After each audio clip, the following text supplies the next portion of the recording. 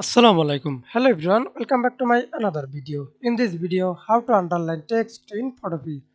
Let's begin. Open your photopea. I already opened this and typing this text. Step 1. Double click for select all text. Single single underline for single selection. Then click and all. Double click for select all. Then double underline.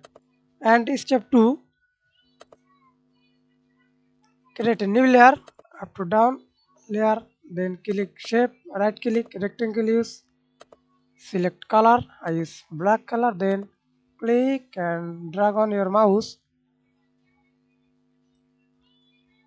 click move tool, place your text, hold control, select the text and align middle.